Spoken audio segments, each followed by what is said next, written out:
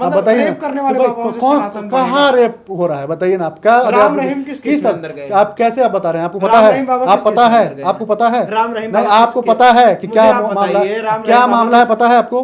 हाँ, क्या रेप, मामला, क्या रेप बलात्कार का आरोप हाँ, लगा था। कैसा आरोप लगा था? बलात्कार का एक आरोप चिट्ठी लगा लिख दिया था, गुमनामी चिट्ठी के आधार पर राम रहीम जी को जेल में बंद कर दिया। रहे हैं। तो किस उद्देश्य के साथ आप बिहार आए हैं और क्या कर रहे हैं बिहार में? देखिए, मैं नोटा का भी जो प्रचार कर रहा था ना, उसका उद्देश्य ये था कि भाजपा को हराया जाए, क्योंकि भाजपा ने हमारे गुरुजी के साथ में अत्याचार किया है, झूठे केस में फंसाकर उनके पूरे परिवार को प्रताड़ित करने का काम किया है। तो इसलिए हम लोग पहले नोटा की बात कर रहे थे, लेकिन नोटा से काम हमको लग रहा बनता हुआ दिख नहीं रहा है। तो इस बार भाजपा को हराने के लिए लोकसभा चुनाव में भी काम किए हैं 24 के, और इस विधानसभा के चुनाव में भी काम किए हैं। और ये अगर नहीं सुधरे इस चुनाव के बाद भी, तो अन्य चुनाव में भी भाजपा को हराने के लिए शहर शहर में घूम के लोगों में इनकी सच्चाई रखेंगे कि ये जो सनातन की बात करते हैं ये झूठ है, ये गाय की बात करते हैं ये झूठ है, ये संत की बात करते हैं ये झूठ है, ये ना सनातनी है, ना गौभक्त है, ना ये संत से इनको कोई लेना देना है, ना ही इनको कोई भारतीय संस्कृति से लेना देना है। इनको सिर्फ वोट बैंक से लेना देना है, और उस वोट बैंक से लेकर अपने तानाशाही चलाना है और जनता को प्रताड़ित करना है। लोगों को नौकरी का वादा किए, नौकरी नहीं मिला। इन्होंने धर्म की बात की है, गाय की बात किया, गाय को कोई भी जो मिलना चाहिए था सम्मान, वो सम्मान नहीं मिला। गाय काटने की कानून जो के खिलाफ कानून नहीं बनाए, उल्टा जो है इन्होंने चुनावी चंदा लिया गाय काटने वाले कंपनियों से। तो और इन्होंने कोविडशील्ड जो कंपनी है उससे चंदा लिया। उसने जबकि ये कहा था, कंपनी ने बताया, जब इनका पोल खुला सुप्रीम कोर्ट में, तो कंपनी ने कहा कि हमने पहले बताया था कि जिसको खून गाढ़ा होने का समस्या है उन लोगों को ये इंजेक्शन नहीं देना है। उसके बाद भी ऐसे लोगों को इंजेक्शन दिलवाया। अब ऐसे लोगों का जो आप बोल रहे हैं कि जिसका जो बाज़ार में इंजेक्शन चला गया हम वापस लेंगे, तो ऐसे लोगों को जो इंजेक्शन ले चुके हैं उनके शरीर में से कैसे वापस लेंगे ये? नमस्कार साथियों, बिहार में राजनीतिक गर्मागर्मी बढ़ गई है और राजनीतिक दल अपने अपने हिसाब से तैयारियों में लगे हैं। लोकसभा चुनाव में काफ़ी सक्रिय रहे बम ठाकुर जी आज हमारे साथ हैं। ये पहले नोटा का प्रचार किया करते थे, लेकिन अब ये प्रचार नोटा का छोड़कर अपने गुरु जी का प्रचार कर रहे हैं। इनके गुरु आसाराम बापू हैं और उनके उद्देश्यों को, उनके मूल्यों को समाज को दर्शा रहे हैं, समाज को समझा रहे हैं, समाज में बता रहे हैं। तो किस उद्देश्य के साथ आप बिहार आए हैं और क्या कर रहे हैं बिहार में? देखिए, मैं नोटा का भी जो प्रचार कर रहा था ना, उसका उद्देश्य ये था कि भाजपा को हराया जाए, क्योंकि भाजपा ने हमारे गुरुजी के साथ में अत्याचार किया है, झूठे केस में फंसाकर उनके पूरे परिवार को प्रताड़ित करने का काम किया है। तो इसलिए हम लोग पहले नोटा की बात कर रहे थे, लेकिन नोटा से काम हमको लग रहा बनता हुआ दिख नहीं रहा है। तो इस बार भाजपा को हराने के लिए लोकसभा चुनाव में भी काम किए हैं 24 के, और इस विधानसभा के चुनाव में भी काम किए हैं। और ये अगर नहीं सुधरे इस चुनाव के बाद भी, तो अन्य चुनाव में भी भाजपा को हराने के लिए शहर शहर में घूम के लोगों में इनकी सच्चाई रखेंगे कि ये जो सनातन की बात करते हैं ये झूठ है, ये गाय की बात करते हैं ये झूठ है, ये संत की बात करते हैं ये झूठ है, ये ना सनातनी है, ना गौभक्त है, ना ये संत से इनको कोई लेना देना है, ना ही इनको कोई भारतीय संस्कृति से लेना देना है। इनको सिर्फ वोट बैंक से लेना देना है, और उस वोट बैंक से लेकर अपने तानाशाही चलाना है और जनता को प्रताड़ित करना है। लोगों को नौकरी का वादा किए, नौकरी नहीं मिला। इन्होंने धर्म की बात की है, गाय की बात किया, गाय को कोई भी जो मिलना चाहिए था सम्मान, वो सम्मान नहीं मिला। गाय काटने की कानून जो के खिलाफ कानून नहीं बनाए, उल्टा जो है इन्होंने चुनावी चंदा लिया गाय काटने वाले कंपनियों से। तो और इन्होंने कोविडशील्ड जो कंपनी है उससे चंदा लिया। उसने जबकि ये कहा था, कंपनी ने बताया, जब इनका पोल खुला सुप्रीम कोर्ट में, तो कंपनी ने कहा कि हमने पहले बताया था कि जिसको खून गाढ़ा होने का समस्या है उन लोगों को ये इंजेक्शन नहीं देना है। उसके बाद भी ऐसे लोगों को इंजेक्शन दिलवाया। अब ऐसे लोगों का जो आप बोल रहे हैं कि जिसका जो बाज़ार में इंजेक्शन चला गया हम वापस लेंगे, तो ऐसे लोगों को जो इंजेक्शन ले चुके हैं उनके शरीर में से कैसे वापस लेंगे ये? तो ये जो लोगों के खिलाफ, मानवता के जो खिलाफ हैं, जो संत के खिलाफ हैं, जो सनातन के खिलाफ हैं, जो समाज के खिलाफ हैं, वैसे पार्टी को देश में भारत में राजनीति करने का कोई अधिकार नहीं है। और इनकी पोल जनता तक पहुंचाऊंगा, इनकी सच्चाई जनता तक पहुंचाऊंगा, और इस बिहार से इनको उखाड़ फेंकूंगा। और देश से भी धीरे धीरे हम लोग लगे हैं, लोगों में सच्चाई पहुंचा रहे हैं, इनको देश में भी उखाड़ फेंकेंगे। आपने कहा कि इंजेक्शन इन्होंने लगवाया, गाढ़ा खून वालों को नहीं लगना चाहिए था, ऐसा कंपनी ने अल्टीमेटम दिया था। तो फिर मैं ये समझना चाहता हूँ और दर्शक भी समझना चाह रहे होंगे कि ये खून जिसकी आप बात कर रहे हैं, इससे अगर ऐसे व्यक्तियों को ये इंजेक्शन लगे, इससे भाजपा को क्या फ़ायदा होगा? भाजपा क्या पूरे देश को मारना चाहती है या क्या करना चाहती है देश के साथ? देखिए, उनको कुछ नहीं मतलब है देश के लोगों से। मारना चाहे या नहीं चाहे उसको बाद में तय करेंगे, ये तो अलग विषय हो गया।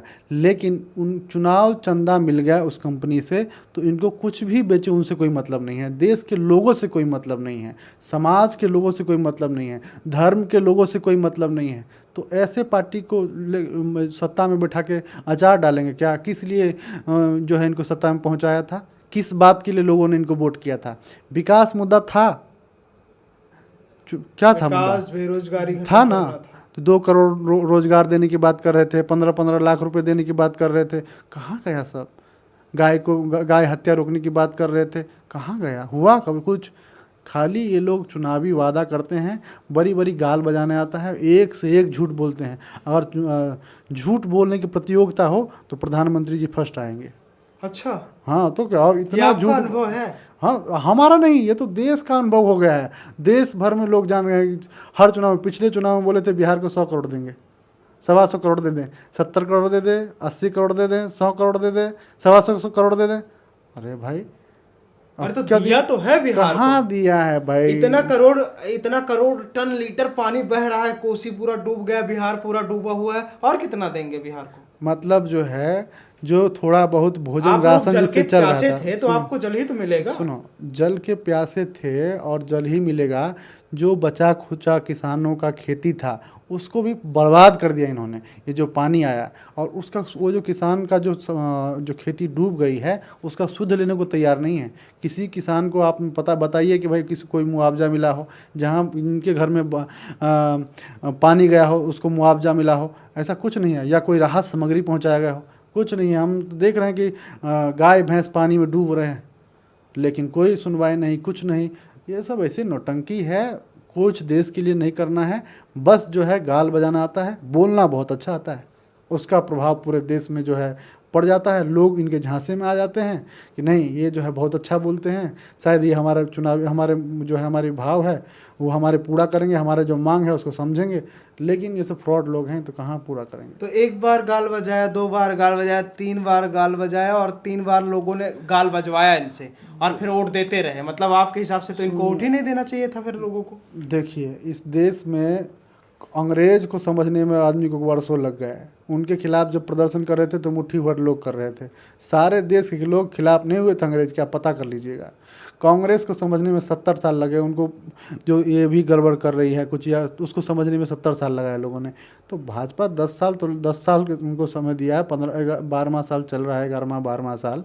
अभी लोगों को समझने में समय लग रहा है। और ख़ासकर इस ज़माने में जब पूरे मीडिया जो है वो जो है बीजेपी के गुलाम की तरह काम कर रही है, तो फिर कैसे आप चाह रहे हैं कि भाई लोगों को ये समझाया जाए कि भाई ये सच्चाई है? आप कोई बात बीजेपी के खिलाफ बताइए, सही बात आप पब्लिक में ला कर रखिए, आपके खिलाफ मुकदमा दर्ज हो जाएगा, आप जेल में हो जाएंगे, आपकी वीडियो को जो है यूट्यूब से उड़ा दिया जाएगा, आपके खिलाफ जो है लोग जो है उनके गुंडे हैं वो आ जाएंगे, आपको धमकाने का काम करेंगे।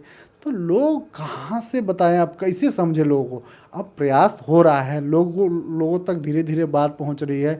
यूट्यूब वाले, जो सोशल मीडिया का ज़माना है, उसके माध्यम से अब धीरे धीरे लोगों में जागरूकता आ गई है। तो जागरूकता आने के बाद में देखिए कि चारों तरफ कैसे नहीं मोदी का विरोध हो रहा है। 2016 वाला मोदी है अब, 15 वाला मोदी है अब, अभी बदलाव हुआ है, ऐसा नहीं है, आप भी जान रहे हैं। कोई मोदी के खिलाफ बोल लेता है इस तरीके से बोल रहे हैं लोग, नहीं बोल पा अच्छा, रहे। क्या क्या कारण है मोदी इतना ज़्यादा शीर्ष पर हैं और मोदी लगातार बढ़ रहे हैं?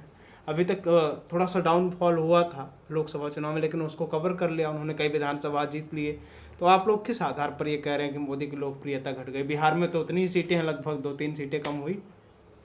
देखिए, अब लोग सच्चाई जान गए हैं मोदी की, कि क्या सच्चाई है, कैसा व्यक्ति है। धीरे पहले क्या था, हवा था।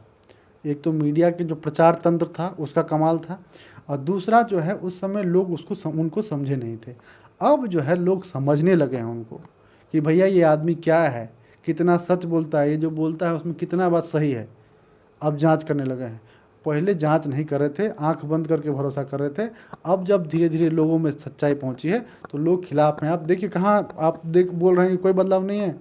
खाली चुनाव थोड़ी बदलाव होता है भाई। आप देखिए ना, सोशल मीडिया खोल के देख लीजिए या लोगों से पूछ लीजिए, आप तो घूमते होंगे, लोग नहीं खिलाफ बोल रहे हैं क्या? सब पक्षधर हैं क्या? ऐसा नहीं है भाई, अच्छा, आपने बहुत कहा बदलाव कि हुआ। मोदी जी ने मीडिया को हाईजैक कर लिया है, ये आरोप तमाम बार मीडिया पर लगते हैं, तो आपके हिसाब से मीडिया कैसे निष्पक्ष होगी? आपके हिसाब से मीडिया को क्या करना चाहिए? सत्ता के बहकावे में या पूर्व सत्ता जो रही है उसके बहकावे में अगर मीडिया है तो उसके लिए उसको क्या करना चाहिए? आप देखिएगा, अंजना ओम कश्यप जो है एक इंटरव्यू ले रहे हैं मोदी जी से, वो सवाल क्या पूछ रहे हैं। कई पत्रकार बड़े, मैं सबका नाम नहीं लेना चाहूँगा और कितना ले लूँगा। लीजिए, क्या दिक्कत? कई लोग इनका इंटरव्यू जो बीजेपी के चहेते थे, सुधीर चौधरी और भी अन्य लोग जो सवाल पूछ रहे, तो सवाल क्या था? सवाल से पता चलता है वो कोई भी बेरोजगारी संबंधित सवाल नहीं था, लोगों के जो समस्या है उसको लेकर सवाल नहीं था। सवाल क्या था? आम कैसे खाते हैं, पर्स कैसा रखते हैं, ये आम सोते वाला कैसे हैं। सवाल तो वो अक्षय कुमार पूछा था। अक्षय कुमार। हाँ, लेकिन इस तरीके से ये सब सवाल था ना। आप महापुरुष हैं, आप साधना कैसे करते हैं, आप वैसे कैसे घूमते हैं, आपका एनर्जी का क्या पीछे क्या रहस्य है, ये सब सवाल रहा है। जो सवाल होना चाहिए था वो सवाल नहीं रहा है। और यही कारण है, अगर मोदी जी सच में वीर हैं और बहुत बड़े जानकार हैं, बहुत काम किए, तो एक बार प्रेस कॉन्फ्रेंस करके देख ले। आपके हिसाब से क्या सवाल पूछा जाना चाहिए अगर मोदी जी अरे, सामने बैठे हो तो? बहुत सारे सवाल बनता है, आप बताइए। 5-10 सवाल बता दीजिए, 5 सवाल बता दीजिए। हम तो बापू के भक्त हैं, तो हम लोगों को अगर मौका मिले तो हम पूछेंगे कि आप मत्था टेकते थे बापू के यहाँ पे आके, और तमाम जो लोग थे उनसे वोट लेते थे, उनके भक्तों से, लेकिन 10 साल 12 साल जेल में हो गया। आप बोल रहे हैं कि नहीं, आप मान लेते हैं आपकी बात कि आपका कोई हाथ नहीं है, तो आप बताइए कि इस 12 साल में आपने एक बार सुधि क्यों नहीं लिया उनका? आप जानते हैं कि उस केस में मेडिकल रिपोर्ट में कहीं से भी कोई छेड़खानी का कोई आरोप नहीं, कोई भी रिपोर्ट ऐसा नहीं है जिससे साबित हो सके कि भाई उसके जो लड़की के साथ में कोई छेड़खानी हुआ है। उस केस में कहीं से भी एक भी गवाह ठोस नहीं है, कोई भी प्रमाण नहीं है। गंभीर रूप से वो बीमार हैं, उसके बाद भी उनको इलाज नहीं मिल रहा है, आप सुधि नहीं ले रहे हैं। आपके गृह मंत्री ये कहता है कि भैया हम जो है बेल नहीं होने दे रहे हैं बापूजी को, उसके खिलाफ कौन सा एक्शन लिए हैं? आप बताइए कि आप पार्टी चला रहे हैं, सरकार में हैं और न्यायालय में मामला है, और आप कह रहे हैं कि नहीं, हम जो हैं वो इनको बेल नहीं होने दे रहे हैं, हम उनको बाहर नहीं आने दे रहे हैं। उल्टा उनके तो फिर उसके खिलाफ क्या एक्शन लिया आपके पार्टी ने? क्या काम किया? काहे नहीं उसके खिलाफ कोई वो हुआ कि भाई ये न्यायालय मामला था, कौन क्यों से नहीं गृह उठाया? मंत्री ने ऐसा बोला? प्रदीप सिंह जडेजा गुजरात के गृह मंत्री था, तो उसने ऐसा इस तरीके से बात किया।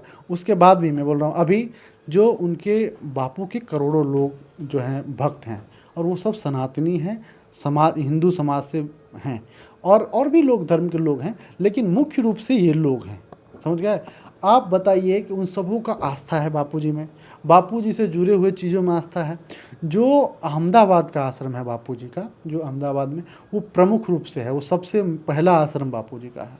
तो उस आश्रम को आज तोड़ने के लिए फरमान जारी कर रहे हैं, तुगलकी फरमान, कि नहीं उस आश्रम को तोड़ देंगे। जहाँ पे बापूजी का तपोस्थली है, जहाँ पे माँ महगीबा का जो है समाधि स्थल है, जहाँ पे बापूजी के द्वारा शक्तिपात वटवृक्ष है, जिसके परिक्रमा करके लोग अपने मनोकामना पूर्ण कर रहे हैं, और लाखों करोड़ों लोगों का वो आस्था का केंद्र है, उस आश्रम को तोड़ के वहाँ पे ओलंपिक करवाने की बात कर रहे हैं। अगर ओलंपिक कराना है तो बिहार में हो सकता है कि नहीं हो सकता है? अभी होना चाहिए कि नहीं होना चाहिए? गुजरात को ये संपन्न राज्य बताते हैं, उनको कोई ज़रूरत नहीं है। अगर बिहार में ओलंपिक होता तो बिहार में यहाँ के लोगों को रोजी रोज़गार मिलता, काम मिलता, क्या कहते हैं, व्यापार करने का अवसर मिलता। ये नहीं करके आप गुजरात जो संपन्न है उसको और जो है संपन्न करने काम कर रहे हैं, और वो भी वो जो हिंदुओं के नाम पे तो आप वोट लेते हैं, और हिंदुओं के आस्था के अंदर जो है वो आश्रम को तोड़ के आप कैसे विश्वगुरु बनाने की बात करते हैं भाई? कैसे विश्वगुरु बनेगा? ना आप जो है अपने संत को सुरक्षित कर पा रहे हैं, ना आप गाय को सुरक्षित कर पा रहे हैं, ना गंगा में देख रहे कचरा डंप होता रहता है, ना उसको सुरक्षित कर पा रहे हैं। तो किस बात के लिए गुरु? खाली मोदी जी से विश्वगुरु थोड़ी बनेगा, आध्यात्मिक पुरुष से तो बनेगा ना विश्वगुरु। धर्म अगर आगे बढ़ेगा तो मोदी जी कोई धार्मिक व्यक्ति है नहीं, वो धार्मिक ज्ञाता तो है नहीं, कोई हमारे शंकराचार्य तो है नहीं, कोई हमारे संत तो है नहीं, वो प्रधानमंत्री है ना, उनके बस का तो नहीं है ना हिंदू धर्म को विश्वगुरु बनाना।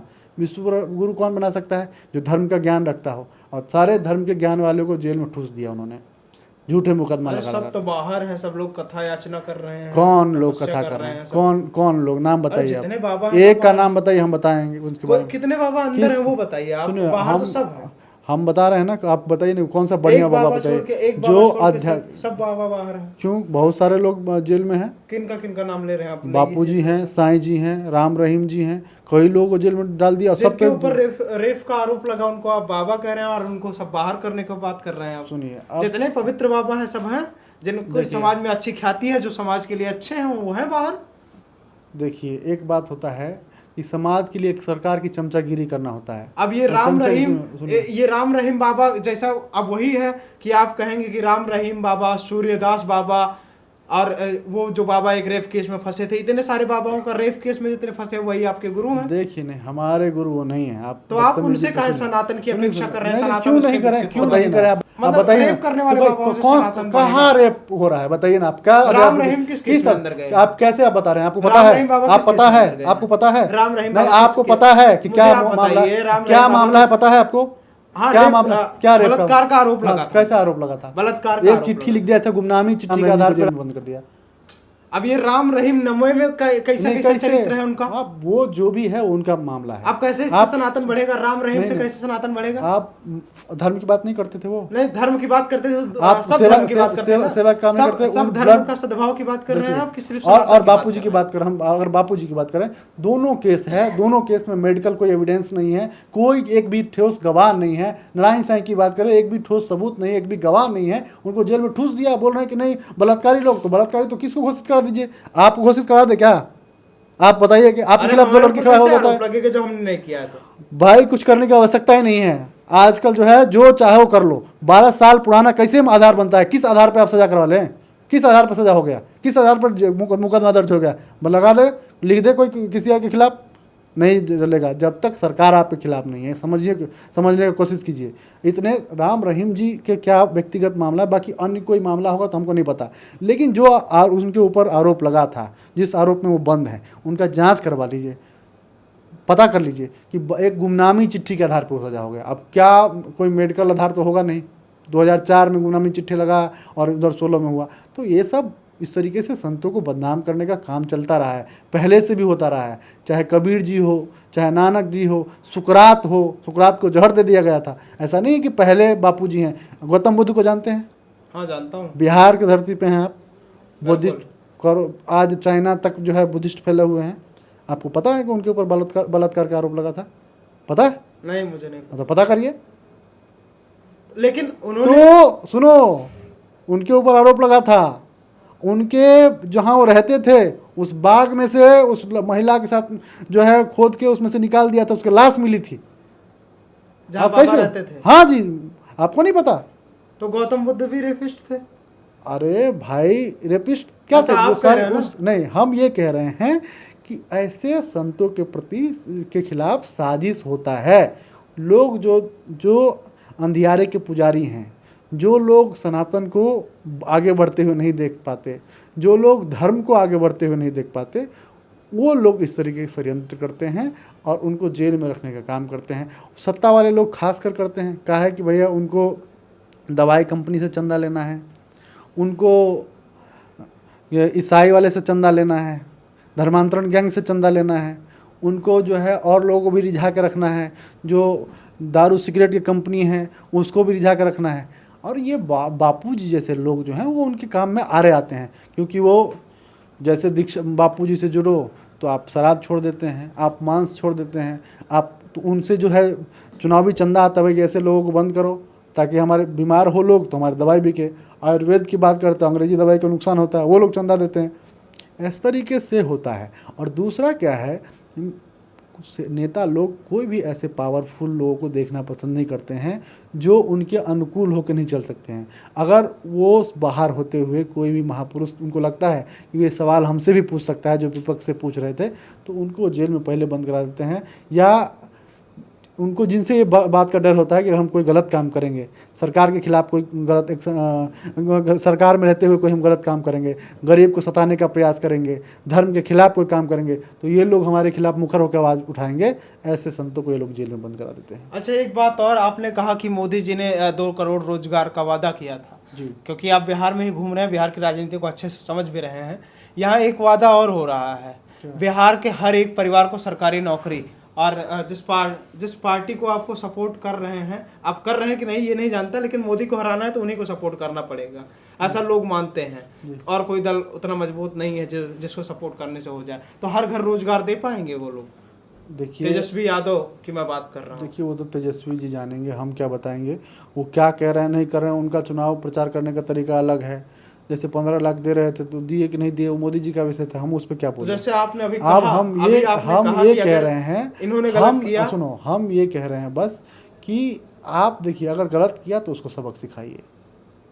तो अब सुनो, आप ये कह रहे हो कि आप ये कहलवाना चाह रहे हो हमसे कि मोदी चाहे गलत करता रहे लेकिन उन्हीं को वोट देते रहे, ऐसा नहीं हो सकता है। आप बदल के देखो, शायद करे तो सीधे नौकरी हो सकता है ना। 15 साल, सुनो, संभव असंभव की बात पीछे छोड़ दीजिए। हम ये बता रहे हैं कि 20 साल यहाँ पे मौका एनडीए सरकार को मिला, तो एक बार उनको मौका दे के देखो, शायद वो उससे पहले उनको 20 साल मिला था।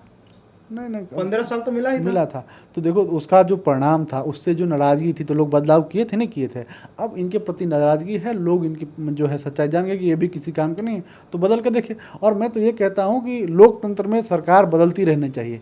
एक ही सरकार जब लगातार किसी राज्य पे शासन करता है या किसी देश पे शासन करता है तो वो तानाशाह के जैसे काम करने लगते हैं और लोकतंत्र का रक्षा नहीं हो सकता ऐसे समय में। तो इसीलिए ये चाहिए हम लोगों को कि समय समय पर सरकार बदलते रहना चाहिए, समय समय पर सत्ता परिवर्तित होनी चाहिए, ऐसा कहना बम ठाकुर जी का है। आप इनके बारे में क्या समझते हैं, अपने राय कमेंट बॉक्स में दीजिए। विनम्रता भरा मेरा प्रणाम स्वीकार करिए। बहुत बहुत आभार आपका।